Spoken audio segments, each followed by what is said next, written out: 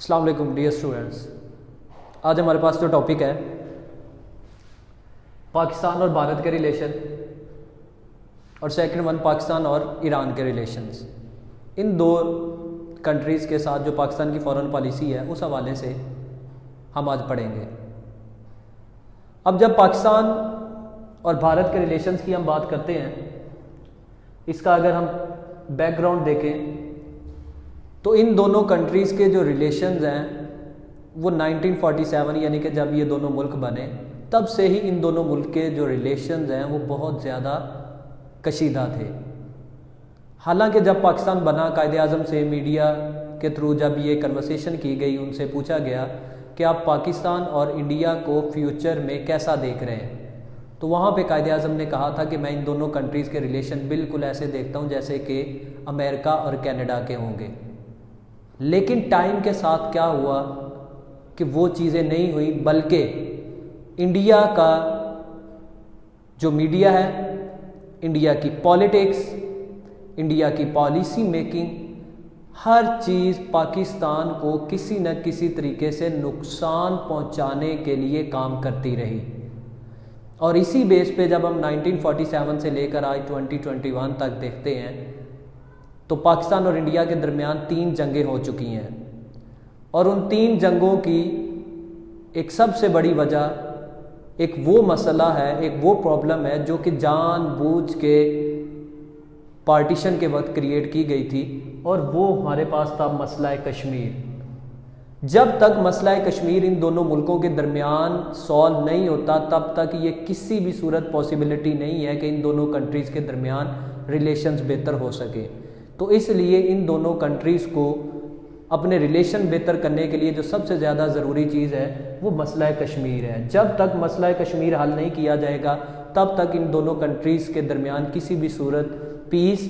کسی بھی صورت ان کی ہمارے پاس ڈیولپمنٹ، ان کی پاپولیشن کے لیے بہتری، ان کے کنٹریز کو ڈیولپنگ کنٹریز میں آنے کے لیے مسئلہ کشمیر کو ہر صورت حل کرنا پڑے گا. مسئلہ کشمیر کیوں ضروری ہے؟ کیونکہ یہ دونوں ملک اپنے بجٹ کا بہت سارا حصہ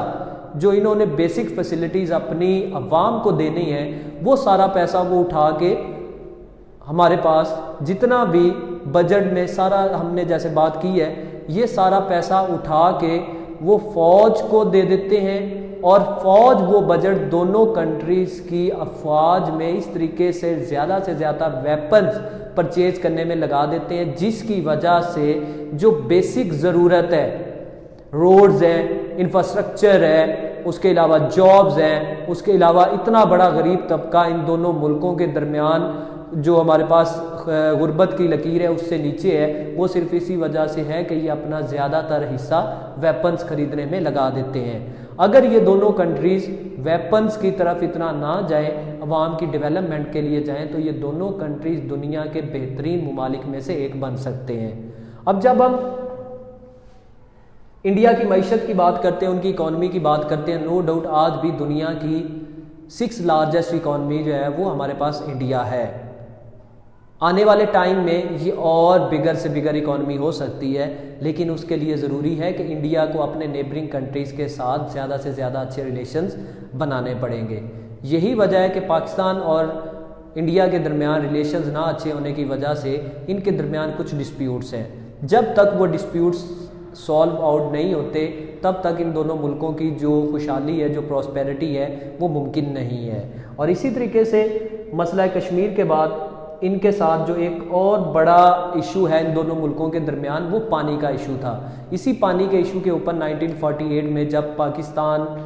اور انڈیا کے درمیان یہ ایشو ہوا تو یہ نوبت جنگ تک جا پہنچی، جس کے بعد عالمی بینک کی مدد سے 1960 میں ایک معاہدہ کیا گیا جس کو انڈس واٹر ٹریٹی آرگنائزیشن کہتے ہیں. اس آرگنائزیشن کے تحت اس جو ہمارے پاس معاہدہ ہے اس کے تحت 3 مشرقی دریا اور 3 مغربی دریا یعنی کہ راوی، ستلج اور بیاس یہ انڈیا کے حوالے کیے گئے، اور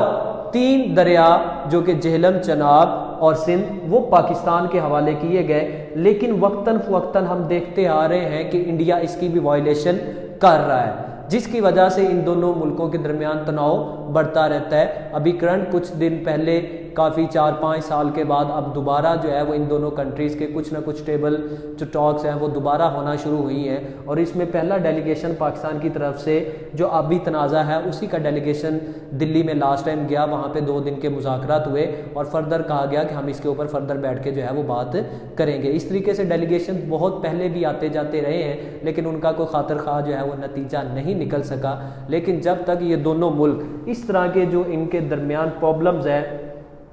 کشمیر ایشو ہو،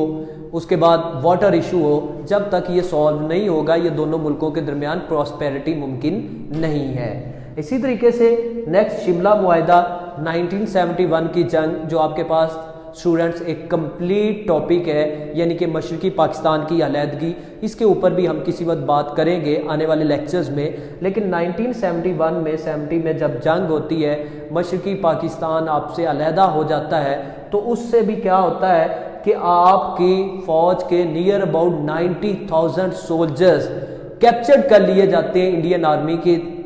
انڈین آرمی اس کو کیپچر کرتی ہے، اور ان کو واپس لانے کے لیے 1972 میں بھٹو ایک معاہدہ کرتا ہے جس کو شملہ معاہدہ کہتے ہیں۔ اب یہ شملہ معاہدہ کچھ نہ کچھ اس میں ایسی ٹرمز اینڈ کنڈیشنز ہیں جس کی بیس پہ آج بھی پاکستان اور انڈیا کے درمیان کچھ ایشوز سالو نہیں کیے جا رہے، اور ان ایشوز میں سب سے جو مین ایشو جس کی ہم بات کرتے ہیں وہ آپ کے پاس کشمیر کا ایشو ہے، کہ کہا جاتا ہے کہ ان دونوں ممالک نے کشمیر کا ایشو اس شملہ معاہدہ کے تحت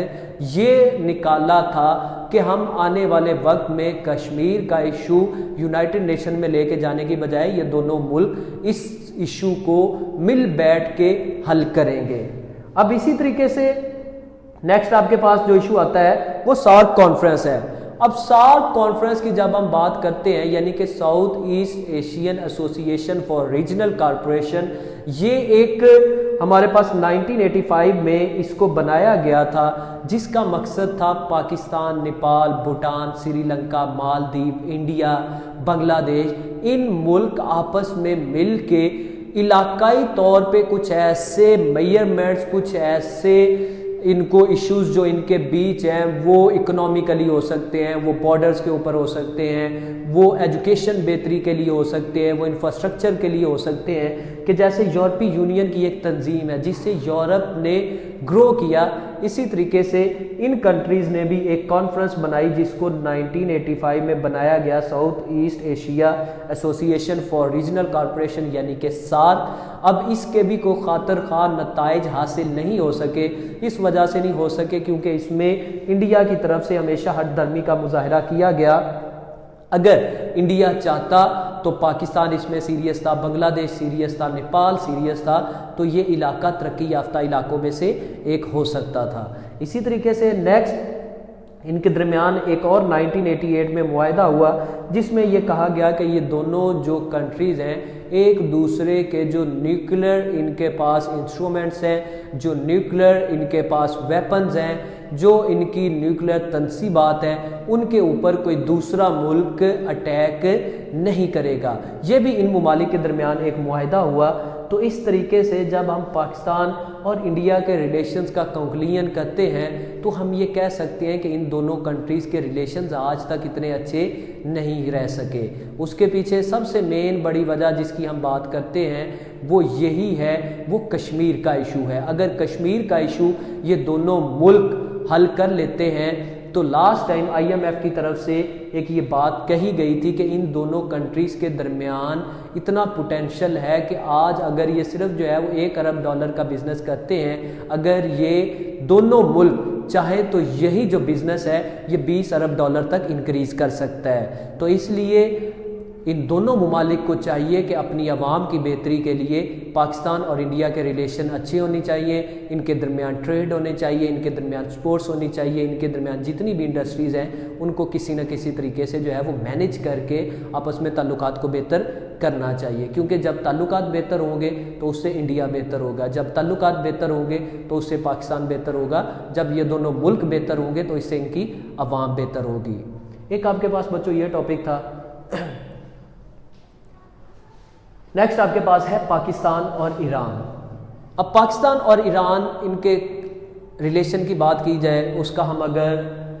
ہمارے پاس جو ہے وہ پس منظر کی ہم بات کریں، بیک گراؤنڈ کی بات کریں، تو 1947 میں جب پاکستان بنا تو سب سے پہلے جس اسلامک ملک نے یا آل اوور جس ملک نے پاکستان کو تسلیم کیا تھا وہ ایران تھا۔ اسی حوالے سے اگر ایران کی بات کی جائے تو ایران دنیا کی جو پرانی سویلائزیشنز ہیں ان میں سے ایک سویلائزیشن ہے۔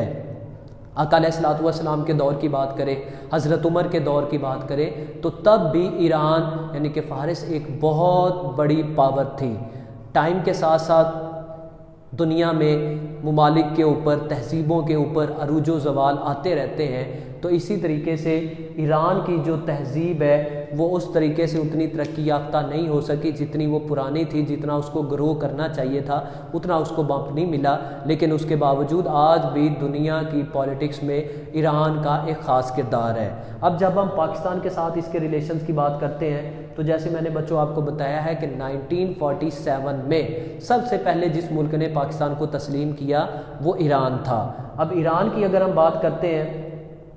تو ہمارے لیے سب سے پلس پوائنٹ یہ ہے کہ ہمارا اس کے ساتھ بارڈر شیئر ہوتا ہے، اس کے ساتھ اسلامک ملک ہے، اس کی بہت بڑی پاپولیشن اسلام کو فالو کرتی ہے، ہمارا ملک بھی اسلامک ملک ہے، تو اس حوالے سے اسی طریقے سے اگر ہم بات کریں کہ حضرت علی، اسی طریقے سے حضرت امام حسین، حضرت امام حسن، اہل بیت، ان کو جو ماننے والے لوگ ہیں وہ پاکستان میں بھی ایک بہت بڑی کثیر تعداد ہے، اور اسی میں سے ایک مسلک جس کو ہم شیعہ کہتے ہیں وہ بھی ایران کا ایک بہت بڑا جو ہے وہ لوگ اس سے لنک ہیں، تو اس وجہ سے ان دونوں ممالک کے درمیان برادرانہ تعلقات ہیں۔ اب ان دونوں ممالک کی اگر بات کی جائے کہ امپورٹنٹ کون سے ایسے ان کے درمیان ایسے پیکٹس ہوئے، کون سی ایسی جو ہے وہ ان کا کردار ہے، کس وقت کس ملک نے کس طریقے سے دوسرے ملک کو سپورٹ کیا، اس کو ہم پڑھتے ہیں۔ اب سب سے پہلے یہاں پہ آپ کے پاس ایک پوائنٹ ہے، معاہدہ ہے بغداد پیکٹ۔ ایک ایسا پیکٹ تھا اس وقت پاکستان اور آج موجودہ ایران جو کہ امریکہ کے ساتھ دونوں ایک دوسرے کے دشمن ملک گنے جاتے ہیں، یہ وہ ٹائم تھا جب معاہدہ بغداد ہوا، سیٹو سینٹو ہوا، 1950 60 70 کی بات کریں تو اس وقت ایران اور امریکہ کے تعلقات بہت اچھے تھے۔ اسی دور میں پاکستان کے ریلیشنز بھی امریکہ کے ساتھ بہت اچھے تھے، تو ان دونوں ملکوں کو جس ملک سے خطرہ تھا وہ ہمارے پاس روس ہے، یعنی کہ سوویت یونین۔ اب سوویت یونین کے خطرے سے بچنے کے لیے ان دونوں ملکوں نے اور ساتھ میں ترکی اور برطانیہ نے مل کے ایک معاہدہ کیا جس کو ہم بغداد معاہدہ کہتے ہیں۔ اس معاہدے کی پشت پناہی جون سا ملک کر رہا تھا وہ امریکہ تھا، اور اس کے تحت کچھ اس طریقے کے میئرمنٹ لیے گئے، اکنومیکلی، انفراسٹرکچرلی، اس کے بعد ہمارے پاس جو ہے وہ ہم ملٹری کے طور پہ کہہ سکتے ہیں، اسٹریٹجیکلی کہہ سکتے ہیں کہ اس طرح کے کچھ ایسے معاہدے تھے جس کی وجہ سے ایران، پاکستان، امریکہ، ترکی، برطانیہ، یہ سارے ملک ایک دوسرے کے بہت زیادہ قریب آ چکے تھے۔ یہ دوستیاں، دشمنیاں انٹرنیشنل پولیٹکس میں خارجہ پالیسی کا حصہ ہوتا ہے، جو کہ ٹائم کے ساتھ ساتھ بدلتی رہتی ہیں، کہ ایک ٹائم میں جو دونوں بہت ریلائیبل دوست تھے یعنی کہ امریکہ اور ایران، آج وہ دونوں ایک دوسرے کے بہت بڑے دشمن ہیں۔ تو اس حوالے سے بغداد معاہدہ میں پاکستان بھی شامل تھا، ایران بھی شامل تھا، اور ان دونوں کو جو ہے وہ اس میں اپنی خاص اہمیت حاصل تھی۔ اسی طریقے سے اگر ہم بات کرتے ہیں پاک بھارت جنگیں، جب ہمارے پاس 1965 کی وار ہو، 1971 کی وار ہو، تو ایران نے ہمیشہ پاکستان کی سیاسی، اقتصادی، اخلاقی اور فوجی طور پہ پاکستان کی ہمیشہ مدد کی۔ اب اسی طریقے سے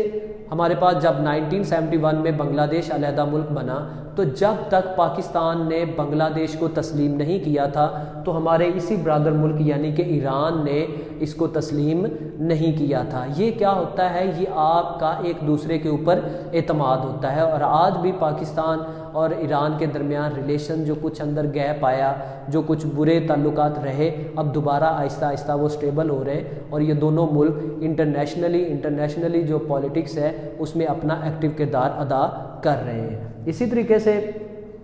ایران میں جب اسلامی انقلاب آیا 1971 میں، اس کے بعد 1979 میں، اس کے بعد پاکستان نے اس نئی حکومت کو بھی تسلیم کیا۔ حالانکہ امریکہ اور کچھ اس طرح کے جو کنٹریز ہیں انہوں نے اس کو تسلیم نہیں کیا، پاکستان کے اوپر دباؤ بھی تھا، لیکن پاکستان نے اس کے باوجود اپنا جو اسلامک ملک ایران ہے اس میں جو پہلی حکومت تھی جو کہ امریکہ کے آشیرواد سے بنتی تھی اس کو بھی تسلیم کیا، اس کے ساتھ بھی کام کیا، لیکن دوبارہ جب یہ حکومت وہاں پہ اسلامی انقلاب آیا اس کے بعد بھی پاکستان نے اس حکومت کو تسلیم کیا۔ تو اس حوالے سے یہ دونوں ملک انٹرنیشنلی جب بھی ایک دوسرے کی ضرورت پڑتی ہے یہ ایک دوسرے کو ہمیشہ فیسیلیٹیٹ کرتے ہیں as a Islamic country, as a neighbouring countries اور ایز اے ہمارے پاس کلچر، یہ دونوں جو قومیں ہیں یہ بہت رچ ہیں جس کی وجہ سے یہ تعاون کرتے ہیں۔ تو پاکستان اپنی خارجہ پالیسی میں ہمیشہ ایران کو بڑی اہمیت دیتا ہے۔